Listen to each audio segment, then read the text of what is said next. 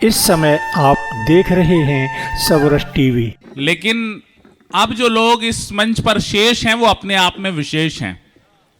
मैंने लाखों लाख की भीड़ को इंतजार करते हुए देखा है, लाखों लाख लोग इंतजार करते हुए देखे हैं मेरे बड़े भाई आदरणीय अमित शर्मा जी के लिए।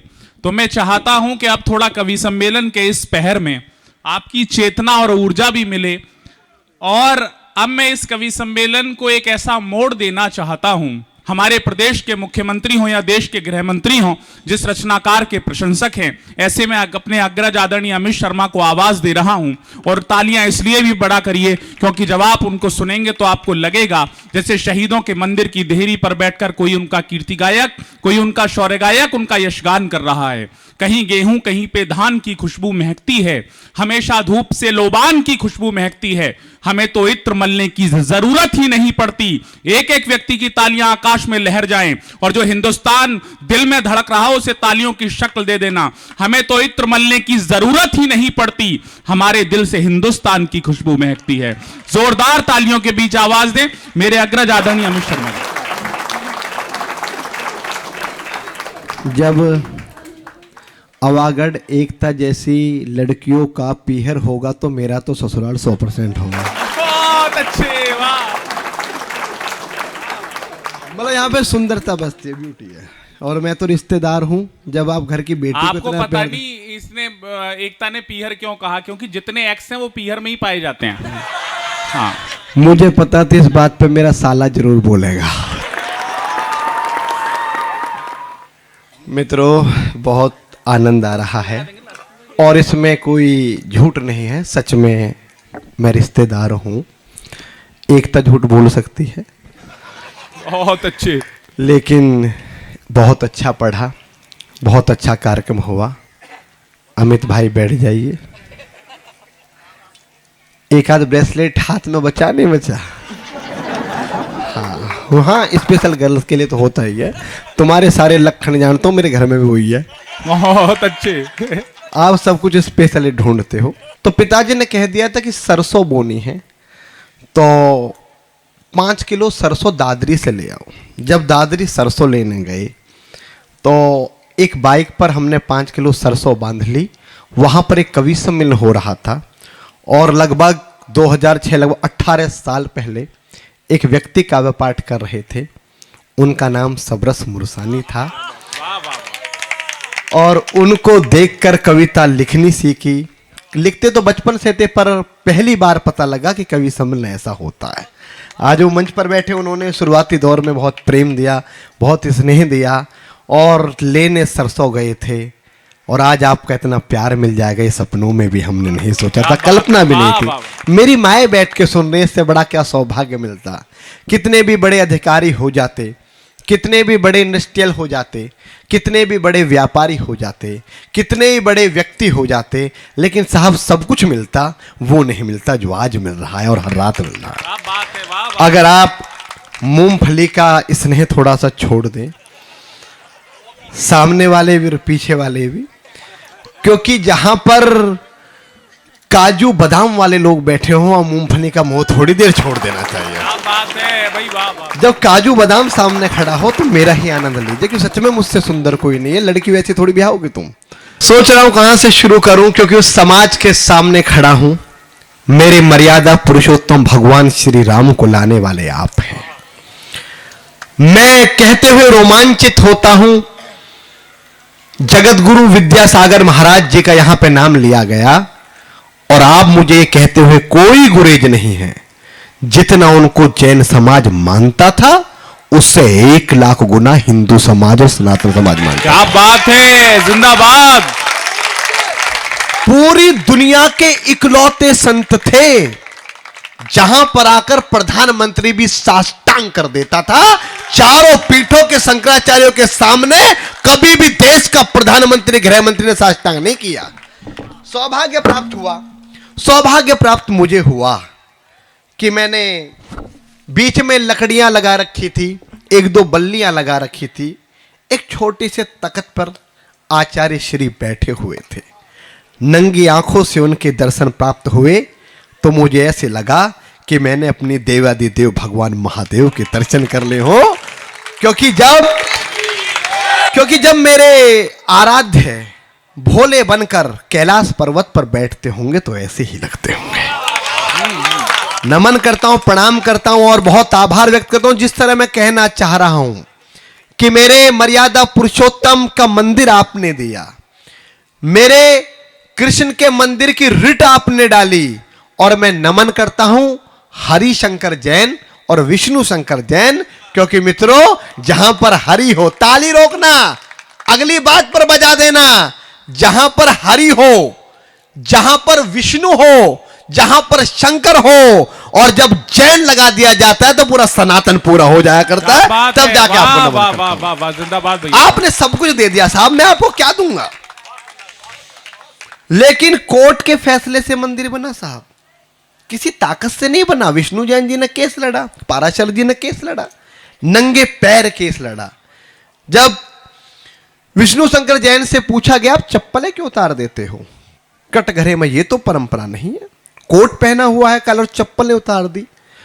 तो उन्होंने कहा था कि मैं मंदिर के लिए लड़ रहा हूं, तो मंदिर के प्रांगण में खड़ा हूं, और जब भगवान की बात की जाती है तो चप्पलें उतार दी जाती है।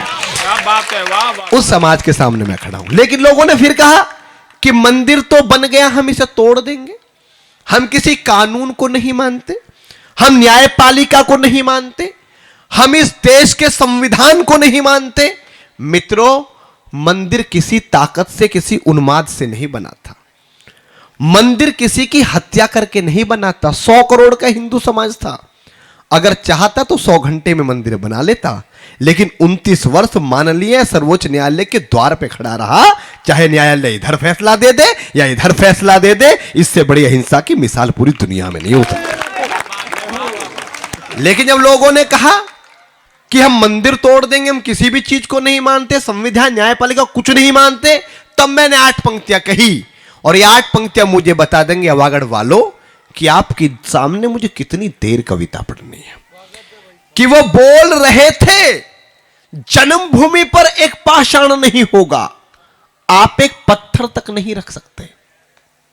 वो बोल रहे थे जन्मभूमि पर एक पाषाण नहीं होगा, चाहे कुछ भी हो जाए मंदिर निर्माण नहीं होगा। जो 1.25 अरब की इच्छा है उसका आगाज नहीं होगा। श्री राम के मस्तक पर मंदिर का ताज नहीं होगा, और इतने बम फटेंगे कि मैदान खाई हो जाएगा।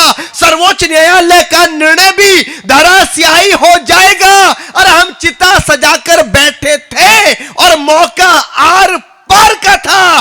22 जनवरी सन 24 और दिन भी सोमवार का था। 22 जनवरी सन 24 और दिन भी सोमवार का था। जिसने मां का दूध पिया मंदिर की ईंट हिलाकर देखे, बुलडोजर तैयार खड़ा है, कोई अयोध्या जाकर देखे। बात है, वाह वाह वाह, जिंदाबाद, वाह भैया, वाह वाह वाह, बुलडोजर, वाह वाह वाह, जय हो भैया, जिंदाबाद। बुलडोजर तैयार खड़ा है, कोई अयोध्या जाकर देखे। और आज तो मित्र एक विशेष व्यक्ति का जन्मदिन है, और सौभाग्य ये कि वो भी आपके जैन समाज से ही है। आज अमित शाह का जन्मदिन भी है। वाह वाह वाह। नहीं, आप तो अमित ही चल रहा है, आप भी अमित, मैं भी अमित और वो भी अमित। जब देश पे कोई संकट आता है तो दुनिया अमित की तरफ देखती है। बहुत अच्छे। मेरा लिफाफा भी शायद यहीं फंसा हुआ है। बहुत अच्छी बात। तो मित्रों, जब उन्होंने इस तरह की बातें कही, क्या करेंगे हम हिंसा फैलाकर? दुनिया का एक भी उदाहरण नहीं है कि कोई जैन मंदिर किसी धार्मिक स्थल को तोड़कर बना हो। एक भी उदाहरण नहीं है कोई गुरुद्वारा किसी धार्मिक स्थल को तोड़ के बना हो। एक भी उदाहरण नहीं है कोई सनातन मंदिर किसी धार्मिक स्थल को तोड़ के बना हो। तुमको क्या आवश्यकता थी साहब? उस समय तो मात्र 34 करोड़ की आबादी थी, और जिस समय तुम आए थे उस समय तो पूरी भारत की आबादी 8 करोड़ थी। किसी कवि ने कहा कि मस्जिदें तुमने बनाई मंदिरों को तोड़कर, मस्जिदें क्या बन नहीं सकती थी मंदिर छोड़कर? वाह, क्या बात है, वाह वाह। कश्मीर से आप कहोगे कि देश में हिंसा बढ़ गई है। एक चोर को अगर झारखंड में मार दिया तो आपने कह दिया कि हमारा समाज, हिंदू समाज, जैन समाज अहिंसक हो गया, उग्रवादी हो गया। साहब, अगर महावीर के ये बेटे हिंसक हो जाते तो दुनिया में सिर्फ ये होते और दुनिया में कोई नहीं होता। हम कभी हिंसक नहीं थे। कौन लोग हैं हम कि पाप कभी नहीं करते हैं। लोगों ने कहा मॉब लिंचिंग होगी, अगर दुनिया की सबसे बड़ी मॉब लिंचिंग हुई तो कश्मीर की घाटी में हुई, जिस कश्मीर की घाटी में कश्मीरी पंडितों को, हिंदुओं को, जैनों को रातों रात मार के काट के भगा दिया। हम कौन लोग हैं? आपके सामने रखता हूं कि पाप कभी नहीं करते हैं, हम सदा पाप से डरते हैं। कि पाप कभी नहीं करते हैं, अपनी मुखरता मांगता हूं आपकी। और मैं एक बात और कह देना चाहता हूं वागड़ वालों, जब पिछली बार मैं आया था तो मैं बिना कंधा छुए यहां मंच तक नहीं आ पाया। मुझे नहीं पता क्या कारण रहे, पर समीक्षा करना कि इस बार भीड़ कम क्यों रही। तब जाके कहना चाहता हूं कि पाप कभी नहीं करते हैं, हम सदा पाप से डरते हैं। तुलसी का पूजन करते हैं, रोज जलहरी भरते हैं। अरे रोज परिंदे अपनी छत पर दाना चुगने आते हैं। बड़े बड़े उपहासों को भी हम यूं ही सह जाते हैं। बड़े बड़े उपहासों को भी हम यूं ही सह जाते हैं। अरे ताकत के दम पर हमने सारे हीरे जवाहरात हथियार सब कुछ हमारे पास थे, पर हमने क्या किया कि ताकत के दम पर हमने किसे सताया ये बोलो, तलवारों की धार दिखाकर तिलक लगाया ये बोलो। अरे जेहादी जो मैल था उसको हमने साफ किया था जी। 17 बार मोहम्मद गौरी हमने माफ किया था जी। 17 बार कि 17 बार भैया कि 17 बार मोहम्मद गौरी हमने माफ किया था जी। मैं यदि सहिष्णु ना होता, सबसे बड़ा अहिंसावादी साहब मैं हूं, आप लोग हैं। मेरी माताएं बहनें कुछ जा रही हैं कि बच्चे सो गए हैं, क्योंकि जाना चाहिए, क्योंकि सबसे बड़ी बात है 8 बजे से बैठी हुई हैं मेरी माताएं और रात के 2 बज गए हैं।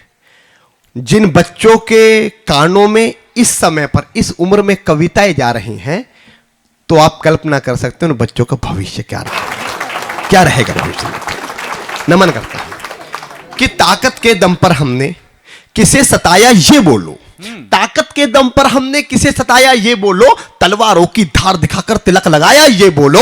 अरे जेहादी जो मैल था उसको हमने साफ किया था जी। 17 बार मोहम्मद गौरी हमने माफ किया था जी। और मैं यदि सहिष्णु ना होता, कश्मीर में काटा ना जाता। सबसे बड़ा सहिष्णु साहब मैं हूं, आप हैं। सबसे बड़े अहिंसावादी हम हैं, हम सब हैं। मैं यदि सहिष्णु ना होता, कश्मीर में काटा ना जाता। मैं यदि सहिष्णु ना होता, ये भारत बांटा ना जाता। मैं यदि सहिष्णु ना होता, गुरुओं पर वार नहीं होते। आरक्षित भारत के टुकड़े हर बार नहीं होते। आपकी खामोशी मुझे खल रही है, मुझे क्षमा करना। एक बार आकाश में दोनों हाथ आकाश में रहे, वो पंडाल महोत्सव करे जो अभी तक ना हो। मैं यदि सहिष्णु ना होता, तो कोई कलंकी ना कहता। संसद के गलिहारे में भगवा आतंकी ना कहता। मैं यदि सहिष्णु ना होता, हम सब बदनाम नहीं होते। मैं यदि सहिष्णु ना होता, तंबू में राम नहीं होता। क्या कहने हैं, वाह वाह वाह वाह वाह। और लगता है तुम हिंदुस्तान कंगाल बनाकर मानोगे। उन लोगों से कहता हूं जो दिल्ली में बैठे हैं, उन लोगों से कहता हूं कि लगता है तुम हिंदुस्तान कंगाल बनाकर मानोगे। सारा भारत काश्मीर बंगाल बनाकर मानोगे। सारा भारत काश्मीर बंगाल बनाकर मानोगे। और ना तंत्र काम में आता है, ना मंत्र काम में आता है। मित्रों, हमने सारे मंत्रों का उच्चारण किया, नमोकार मंत्र पढ़ा, हमने पूरी दुनिया को अहिंसा का पाठ पढ़ाया, हमने पूरी दुनिया को सद्भावना का पाठ पढ़ाया। लेकिन समय पढ़ने पर क्या चीज काम में आती है? तब जा कहता हूं कि ना तंत्र काम में आता है, ना मंत्र काम में आता है। सम्मेद शिखर जब बचा तो हमने ताकत से सरकार की ईंट से ईंट बजा दी, तब जाकर सब में शिखर बचा। आपकी ऊर्जा में पढ़ना चाहता हूं कि ना तंत्र काम में आता है ना मंत्र काम में आता है, जो शीश काट दे दुश्मन का वो यंत्र काम में आता है। जिंदाबाद, वाह वाह वाह, वाह वाह वाह, जो शीश काट दे दुश्मन का वो यंत्र काम में आता है। वाह। कृपया सबरस टीवी यूट्यूब चैनल को सब्सक्राइब करें।